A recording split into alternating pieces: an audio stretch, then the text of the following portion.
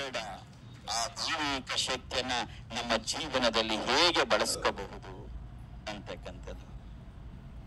ಕೊನೆಯದಾಗಿ ನಿನಗೊಂದು ಗೊತ್ತಿರಬೇಕು, ಸತ್ಸಂಗಕ್ಕೆ ಬರದೇ ಇದ್ರೆ ನಾನು ಕೂತ್ಕೊಂಡು ಆಶೀರ್ವಾದ ಮಾಡಲ್ಲ. ನಾನು ಕೇಳಿದಾಗ ಮೊದಲನೇ ಪ್ರಶ್ನೆ, ಎಷ್ಟೊತ್ತಿಗೆ ಬಂದೆ ನೀನು? ನಾನು ಬರೋ ಹೊತ್ತಿಗೆ ನೀವು ಬಂದಿರಬೇಕು.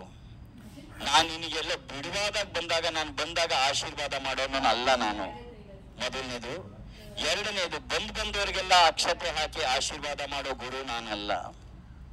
ನನ್ನ ಗ್ರೂಪ್ ಅಲ್ಲಿರ್ಬೇಕು, ಗ್ರೂಪ್ ನ ಫಾಲೋ ಮಾಡ್ಬೇಕು, ಅಂತವರಿಗೆ ಮಾತ್ರವೇ ನನ್ನ ಆಶೀರ್ವಾದವೇ ಹೊರತು ಬಂದವರಿಗೆಲ್ಲ ಅಲ್ಲ.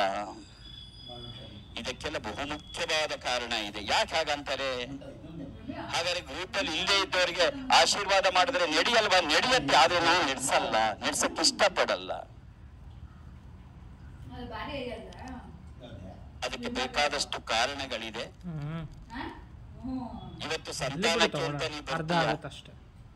ನನಗೆ ನಿನಗೆ ಒಂದು ಮಗು ಆಗೋದು ಮುಖ್ಯ ಅಲ್ಲ.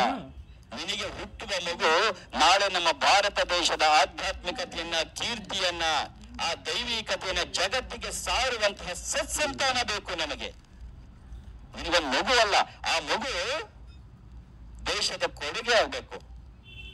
That is the main intention. ಹಾಗಾಗ್ಬೇಕಾದ್ರೆ ಇವತ್ತಿನ ಈ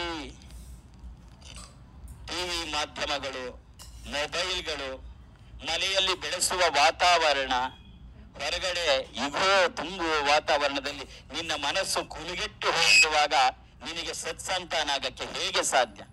ಕನಿಷ್ಠ ನನ್ನ ಗ್ರೂಪಿಗೆ ಸೇರಿ ನನ್ನ ಮಾತುಗಳನ್ನ ಕೇಳ್ತಾ ದೈವಿಕ ಶಕ್ತಿಯ ಅರಿವು ನಿನ್ಗುಂಟಾಗಿ ಆಗ ನಿನಗೆ ನಾನು ಆಶೀರ್ವಾದ ಮಾಡಿದ್ರೆ ಹುಟ್ಟುವ ಮಕ್ಕಳು ಸತ್ಸಂತಾನ ಆಗ್ಬೋದು ಹೊರತು ಕೊಳಕು ನಾರುತ್ತಿರುವ ಮನಸ್ಸಿರುವ ಸ್ತ್ರೀಗೆ ಸತ್ಸಂತಾನ ಆಗಕ್ಕೆ ಸಾಧ್ಯವ? ಒಂದು ಸಂತಾನ ವಿಚಾರ ಅಲ್ಲ, ಯಾವುದರಲ್ಲೂ ಅಷ್ಟೇ. ನಿನಗೆ ಆದ ಒಂದು ಉಪಕಾರ ಜಗತ್ತಿಗೂ ಒಂದು ಉಪಕಾರ ಆಗಬೇಕದು. ಹಾಗಾಗ್ಬೇಕಾದ್ರೆ ನಿನಗೆ ಆ ದೈವಿಕ ಶಕ್ತಿಯ ಲೀಲೆ ಗೊತ್ತಾಗ್ಬೇಕು.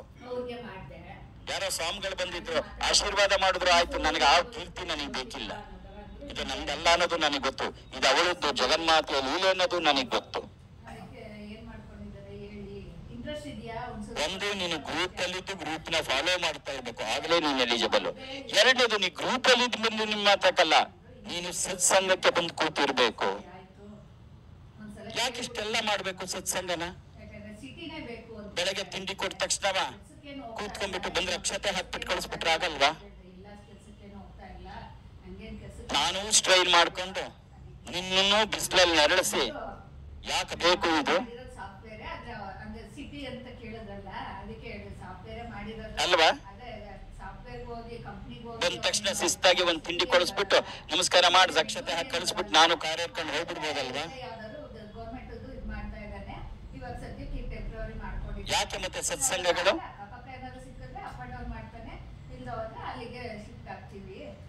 ನೀನು ಉತ್ತರ ಹೇಳು. ಯಾಕೆ ಬೇಕು ಸತ್ಸಂಗ? ಭಾರತ ದೇಶ ಹೌದೌದು, ಎಲ್ಲೆಡೆ ನನ್ನ ಕೀರ್ತಿ ಹಬ್ಬಿಸ್ಬೇಕು ಅಂತ ಈ ತರ ಮಾಡ್ತಿಲ್ವಾ?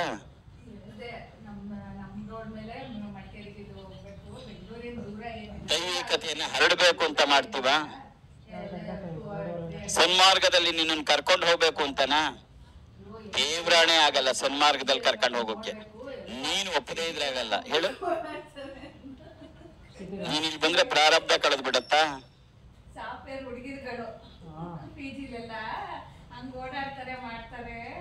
ಭಗವಂತ ಪೂಜಿಸುವತ್ತು ಅಲ್ಲ, ಅದೊಂದು ಪ್ರತಿಸ್ಪಂದುವ ಚೈತನ್ಯ ಅಂತ ನಂಗೆ ಗೊತ್ತಾಗತ್ತೆ ಅಂತ.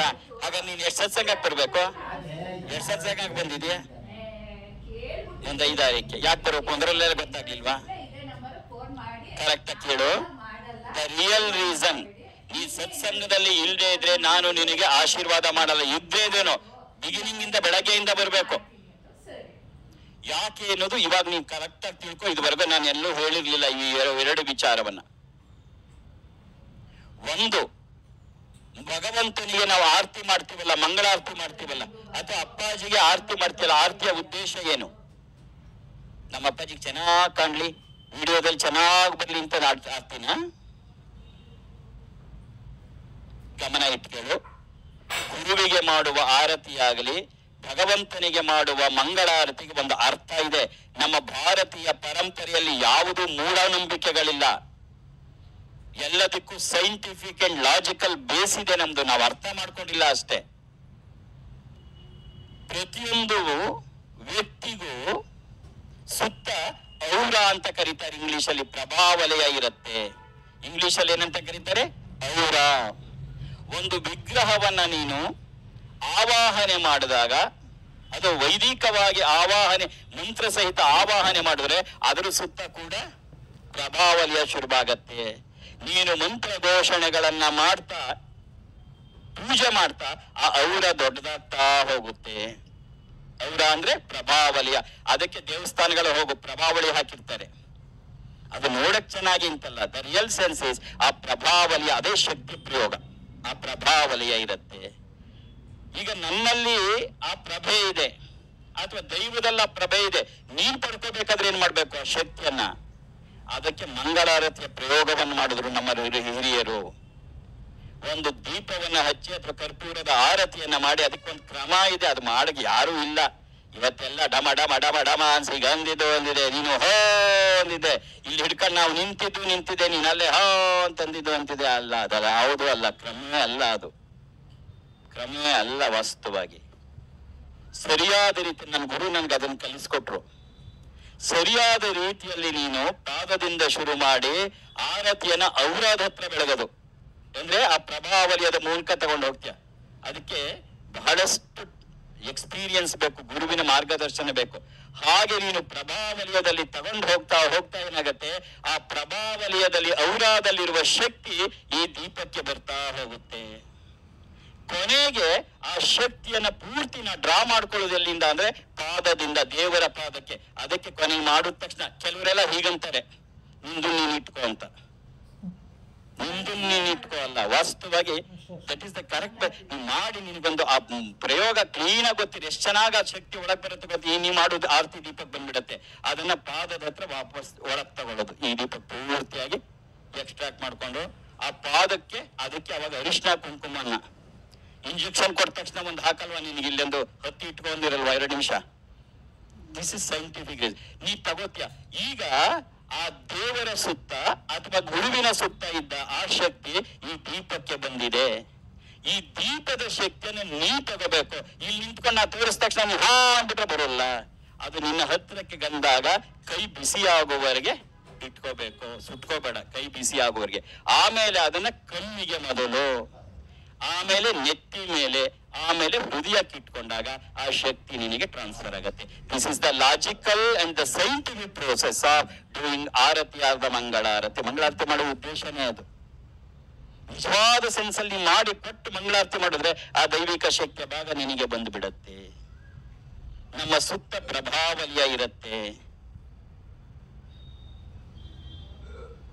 ನೀನು ಅದಕ್ಕೆ ಹೇಳೋದು, ನೀನೇನಾದ್ರು ಒಂದು ಪಾರಾಯಣ ಮಾಡಿದ್ರೆ, ಕುಂಕುಮಾರ್ಚನೆ ಮಾಡಿದ್ರೆ, ಮನೆಯಲ್ಲಿ ಒಂದು ಪೂಜೆ ಮಾಡಿದ್ರೆ ತಕ್ಷಣ ಹೇಳ್ಬಾರ್ದು. ನೀನೆಲ್ಲ ಆದ್ಮೇಲೆ ಮಿನಿಮಮ್ 2 ನಿಮಿಷ ಹಾಗೆ ಕೂತಿರ್ಬೇಕು. ಯಾಕೆ ಕೂತಿರ್ಬೇಕು? ನೀನು ಸೃಷ್ಟಿ ಮಾಡಿದ ಪ್ರಭಾವಲಯ ನಿನ್ನೊಳಗೆ ಇಳಿಬೇಕು, ಪರ್ಕ್ಯುಲೇಟ್ ಆಗ್ಬೇಕು. ಅದಕ್ಕೆ ಟೈಮ್ ತಗುತ್ತೆ. Minimum 2 to 3 minutes. ಅವಾಗ ನೀನ್ ಏನು ಮಾಡಬಾರ್ದು, ಸುಮ್ಮನೆ ಕೂತಿರ್ಬೇಕು. ಆ ಕೂತ್ಕೊಂಡಾಗ ಜಪಾನೂ ಇಲ್ಲ, ಧ್ಯಾನನೂ ಇಲ್ಲ, ನಾಮಸ್ಮರಣೆನೂ ಏನೇ, ಸುಮ್ಮನೆ ಕೂತಿರ್ಬೇಕು. ಅದಕ್ಕೆ ನಮ್ಮಲ್ಲಿ ಹಿಂದಿನ ಕಾಲದಲ್ಲಿ ದೇವಸ್ಥಾನಕ್ಕೆ ಹೋಗಿ ಬಂದ್ಮೇಲೆ ಕೂತ್ಬಿಟ್ಟೆ ಹೋಗ್ತಾ ಇದ್ದಿದ್ದು. ಇವತ್ ನೀನು ಕೂತ್ಕೋತಿ, ನಿನ್ನೆ ಟಿವಿಯರ್ ಸೀರಿಯಲ್ ಮಾತಾಡ್ತವ, ಅದಕ್ಕಲ್ಲ. ಬೇರೆ ಎಲ್ಲ ಧರ್ಮಗಳಲ್ಲಿ ಅದು prayer hall, whether it is Christianity or Mohammedan, ಅದೆಲ್ಲ ಪ್ರೇಯರ್ ಹಾಲ್ಸ್. ನಮ್ಮ ದೇವಸ್ಥಾನಗಳು ಪ್ರಾರ್ಥನಾ ಮಂದಿರಗಳಲ್ಲ. They are not the prayer halls. ಅವುಗಳು ಶಕ್ತಿ ಕೇಂದ್ರ. They are not the prayer halls. ಅವೆಲ್ಲ ಶಕ್ತಿ ಕೇಂದ್ರ. ಆಧುನಿಕವಾಗಿ ಅದಕ್ಕೆ ಪ್ರತಿಷ್ಠಾಪನೆ ಮಾಡಿದ್ರೆ ಶುರುವಾಗ್ಬಿಡುತ್ತೆ ಅದು. ಈ ದೊಡ್ಡ ಥಿಯರಿ ಇವತ್ತು ಎಲ್ಲ ಹೇಳಿದ್ರೆ ನಿಂಗೆ ಆಗ್ಲೇ 1:30 ಆಗ್ತಾ ಬಂತು. How to stop this moment. ಅಲ್ಲಿ ಆಗಮಿಕವಾಗಿ ನೀನೇನಾದ್ರು ಮಾಡಿದ ತಕ್ಷಣವ ಅಲ್ಲಿ ಪ್ರಭಾವಲಯ ಶುರುವಾಗಿರುತ್ತೆ. ಆ ದೇವರಿಗೆ ನೀನು ಕೈ ಮುಗಿದು ನೀವು ಹೊರಗೆ ಬಂದು ಆ ಪ್ರಭಾವಲಯದಿಂದ ಬಂದ ಮೇಲೆ ಅದು ನಿನ್ನೊಳಗೆ ಇಳಿಲಿ ಅಂತ 2 ನಿಮಿಷ ಕೂತ್ಕೊಂಡು ಹೋಗುವಂತಾರೆ. ಮಾತಾಡ್ಬಿಟ್ಟು ಕೂತ್ಕೊಂಡು ಹೋಗುವಂತಲ್ಲ. ಸುಮ್ಮನೆ ಕಣ್ಮುಚ್ಚಿ 2 ನಿಮಿಷ ಕೂತ್ರೆ ನೀ ದೇವರ ಹಸ್ತಾರಕ್ಕೆ ಹೋಗಿ ಬಂದದ್ದ ಪ್ರಭಾವಲಿಯದ ಆ ಔರ ನಿನ್ನೊಳಗೆ ಸ್ವಲ್ಪವಾದ್ರೂ ಇಳಿಯುತ್ತೆ. This is the reason why it should be. ಎಲ್ಲಕ್ಕೂ ಅದೊಂದು ಕಾರಣ ಇರತ್ತೆ. ಈ ಪ್ರಭಾವಲಿಯ ಏನಾಗತ್ತೆ, ನೀನು ಸತ್ಸಂಗಕ್ಕೆ ಬಂದಾಗ ಅಪ್ಪಾಜಿಯ ಮಾತುಗಳ ಮೂಲಕ, ಕುಂಕುಮಾರ್ಚನೆಗಳ ಮೂಲಕ, ದೈವ ವಾಣಿಯನ್ನ ಕೇಳುವ ಮೂಲಕ ಪ್ರಭಾವಲಿಯ ಎಲ್ಲರಲ್ಲೂ ಉಂಟಾಗತ್ತೆ. ಎಲ್ಲರಲ್ಲೂ ಉಂಟಾದ ಪ್ರಭಾವಲಿಯ ಒಟ್ಟಿಗೆ ಸೇರಿದ್ರೆಷ್ಟಾಗತ್ತೆ? ಇಡೀ ವಾತಾವರಣವೇ ಅದಕ್ಕೆ ಕೆಲವು ಟೈಮ್ ನಾನು ಶಿಸ್ತ ಮಾತಾಡೋದು ಕೆಲವರು ಬೇಜಾರಾಗತ್ತೆ. ಮಾತಾಡ್ತಾ ಇದ್ರೆ ಆಚೆಗೆ ಹೋಗುಂತೀನಿ, ಯಾಕೆ ಬಂದಿದೀಯಾ ಇಲ್ಲಿಗೆ ಅಂತ ಕೇಳಿದೀನಿ. ಯಾಕೆ ಅಂದ್ರೆ ಆ ಪ್ರಭಾವಲಿ ಯಾರು ಕೆಡಿಸ್ತಿದ್ರೆ ನನಗೆ ತಡ್ಕೊಳಕ್ಕಾಗಲ್ಲ. ನೀವು ವೆರಿ ಪರ್ಪಸ್. ಸಾವಿರಾರು ಉದಾಹರಣೆ ಇದೆ ಹುಬ್ಬಳ್ಳಿನಲ್ಲಿ. ಈಗೆಲ್ಲ ಗ್ರೂಪ್ ಅಲ್ಲಿ ಹಾಕಿರ್ತಾರೆ, ಡೇಟ್ ನೆನಪಿಲ್ಲ ನಿನಗೆ, ಗ್ರೂಪ್ ಅಲ್ಲಿ ಇದ್ದು ಫಾಲೋ ಮಾಡ್ತಿರೋ ಗೊತ್ತಾಗತ್ತೆ. ಆಕೆ ಬಂದಿದ್ದಾಳೆ, 7:15 ಗಂಟೆ ಆಗಿದೆ ಬೆಳಗ್ಗೆ. 6 ಗಂಟೆಗೆ 3,000 ಟೋಕನ್ ಮುಗಿದೋಗ್ಬಿಟ್ಟಿದೆ. ಇವಳೇನೂ ಇಲ್ಲ, ಅಲ್ಲೇ ಕೂತ್ಕೊಂಡಿದ್ಲು, ಟೋಕನ್ ಇಲ್ಲ, ಮುಗಿಯುವವರೆಗೂ ಕೂತಿದ್ಲು, ಸತ್ಸಂಗ ಮುಗಿಯುವವರೆಗೂ ಅಲ್ಲೇ ಕೈ ಮುಕ್ಕೊಂಡು ಹೇಳಿದ್ಲು, ಅಪ್ಪಾಜಿ ನನಗೆ ಸಂತಾನ ಆಗಿಲ್ಲ, 12 ವರ್ಷ ಆಗಿದೆ ಅಪ್ಪಾಜಿ, ನನಗೆ ಸಂತಾನ ಆಗ್ಬೇಕು ಅಂತ. ಬೆಳಗಿಂದ ಸಂಜೆವರೆಗೂ ಕೂತ್ಕೊಂಡು ಸಂಜೆ ಕೂತಿದ್ದ ಜಾಗದಲ್ಲಿ ನಮಸ್ಕಾರ ಮಾಡಿ ಹೋಗಿದ್ದಾಳೆ. ಅದೇ ತಿಂಗಳು ಅವಳು ಮುಟ್ಟೆ ಆಗ್ಲಿಲ್ಲ, ಅದೇ ತಿಂಗಳು ಕನ್ಸೀವ್ ಆದ್ಲು. ಪವಾಡ ಅಲ್ಲ, ಆ ಪ್ರಭಾವಲಿಯ ಏನ್ ಮಾಡತ್ತೆ ಅಂತ ಹೇಳಿದ್ರೆ, ನಿನಗೆ ಆ ಪ್ರಭಾವಲಿಯದ, ಅದಕ್ಕೆ ಇಷ್ಟೆಲ್ಲ ಜನ ಕೂರ್ಸಿ ಯಾಕೆ ಮಾಡೋದು ಅಂದ್ರೆ, ನೀನೆಲ್ಲ ಸೇರಿಸಿ. ನಾನು ಯಾಕೆ ಹೇಳ್ಕೊಟ್ಟಿದ್ದು, ಓಂ ಹ್ರೀಂ ಪರಾಶಕ್ತಿಯೇ ನಮಃ, ಓಂ ನಮಃ ಶಿವಾಯ ಹೇಳು, ಲಕ್ಷ್ಮೀ ಸ್ತೋತ್ರ ಹೇಳು, ಇವೆಲ್ಲ ಹೇಳ್ತಾ ಒಬ್ಬೊಬ್ಬರಲ್ಲೂ ಆ ಪ್ರಭಾವಲಿಯ ಸಣ್ಣ ಸಣ್ಣ ಪ್ರಭಾವಲಿಯಗಳು ಸೇರಿದ್ರೆ ದೊಡ್ಡದಾಗತ್ತೆ. Little drops of water makes the mighty ocean. ಆ ಪ್ರಭಾವಲಿಯದಲ್ಲಿ ನೀವು ಕೂತ್ಕೊಂಡ್ರೆ ನಾನು ಹೊತ್ತಕ್ಕೂ ಬಿಡಬೇಡ ನೀನು ಅನ್ಕೊಂಡಿದ್ದಾಗತ್ತೆ. ಆ ಪ್ರಭಾವಲಿಯದ ಅದಕ್ಕೆ ಆ ಪಾಸಿಟಿವ್ ವೈಬ್ರೇಷನ್ಸ್ ಹೇಗೆ ಕ್ರಿಯೇಟ್ ಆಗ್ಬಿಡತ್ತೆ ಅಂತ ಹೇಳಿದ್ರೆ,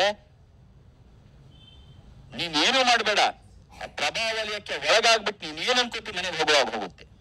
ಅದು ಪ್ರಭಾವಲಿಯದ ಆ ಪಾಸಿಟಿವ್ ವೈಬ್ರೇಷನ್. ಅದಕ್ಕೆ ನಾನು ಯಾರು ನನಗೆ ಡಿಸ್ಟರ್ಬ್ ಮಾಡಿದ್ರಾಗಲ್ಲ.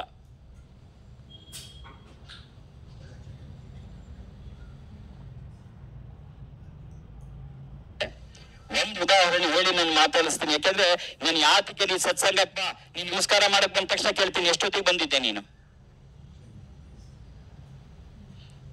ಅಪ್ಪಾಜಿ ನಾನ್ 4 ಗಂಟೆಗೆ ಬಂದೆ ಅಪ್ಪಾಜಿ. ನಾ ಕೇಳ್ತೀನಿ, ನಾ ಕೇಳುವಾಗ ಸಂಜೆ ಆಗಿರುತ್ತೆ 6 ಗಂಟೆ, ಬೆಳಗ್ಗೆ 4 ಗಂಟೆನೋ ಸಂಜೆ 4 ಗಂಟೆನೋ ಅಂತ. ಇಲ್ಲ ಅಪ್ಪಾಜಿ ಈಗ ಸಂಜೆ 4 ಗಂಟೆ, ನಮಸ್ಕಾರ ಮಾಡ್ಬೇಡ ಹೋಗೋ ಆಚೆಗೆ. ಯಾಕೆ? ನೀನು ಆ ಪ್ರಭಾವಲಿಯದೊಳಗೆ ಬಂದು ನೀವು ನಮಸ್ಕಾರ ಮಾಡ್ಬೇಕೆ ಹೊರತು ಸುಮ್ಮನೆ ಬಂದು ಆಶೀರ್ವಾದ ಮಾಡಕ್ಕಲ್ಲ. ರೆಡಿ ಆಗತ್ತೆ ಮನಸ್ಸು. ಪ್ರಭಾವಲಯದಲ್ಲಿ ನೀವು ಕೂತಿದ್ರೆ ಸತ್ಸಂಗದಲ್ಲಿ ಆ ಮನಸ್ಸು ರೆಡಿ ಆಗಿರುತ್ತೆ. ಈ ಆಶೀರ್ವಾದ ಇಮಿಡಿಯೇಟ್ ಆಗಿ ಕ್ಲಿಕ್ ಆಗ್ಬಿಡತ್ತೆ. ನೀ ಕ್ಲೀನ್ ಆಗಿ ಸಂಜೆ 4 ಗಂಟೆಗೆ ಬಂದು ನಮಸ್ಕಾರ ಮಾಡಿದ್ರೆ ಏನಾಗತ್ತೆ? ಅವಾಗ ಪ್ರಭಾವಲಯನೇ ಕ್ರಿಯೇಟ್ ಆಗಿರಲ್ಲ. ನಿನ್ನೊಳಗೆ ಆ ಪಾಸಿಟಿವ್ ವೈಬ್ರೇಷನ್ಸೇ ಒಳಗಡೆ ಹೋಗಿಲ್ಲ.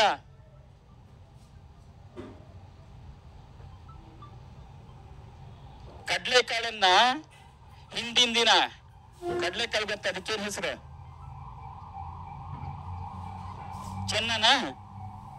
ಅದನ್ನ ರಾತ್ರಿ ನೆನ್ಸಿಟ್ಟು ಬೆಳಗ್ಗೆ ಬೇಯಿಸು, ಕ್ಲೀನಾಗಿ ಬೇಯತ್ತೆ.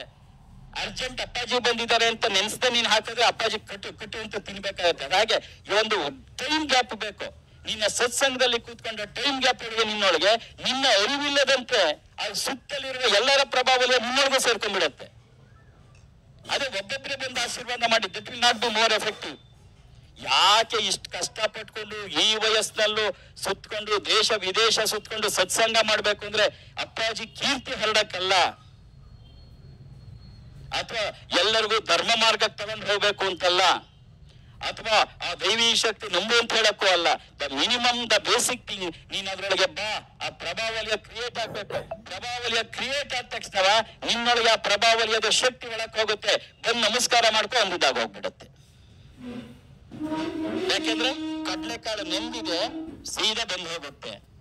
ನೀನ್ ಕೊನೆಯಲ್ಲಿ ಏನು ಇಲ್ಲದೆ ಬಂದ್ರೆ ಒಣಕು ಕಡ್ಲೆಕಾಳು ಎಷ್ಟು ಬೇಯಿಸಿದ್ರು ಅದು ಬೇಯಲ್ಲ, ಕೊನೆಗೂ ಅದು ಕಟ್ಟಿ ಬೇಯ. ಅದರಿಂದ ಆ ಪ್ರಭಾವಲಿಯ ಹಾಗಿರುತ್ತೆ. ಐ ಥಿಂಕ್ 2022 ಏನೋ ಗೊತ್ತಿಲ್ಲ, ಡೇಟ್ ಮೆನ್ಷನ್ ಇಲ್ಲ.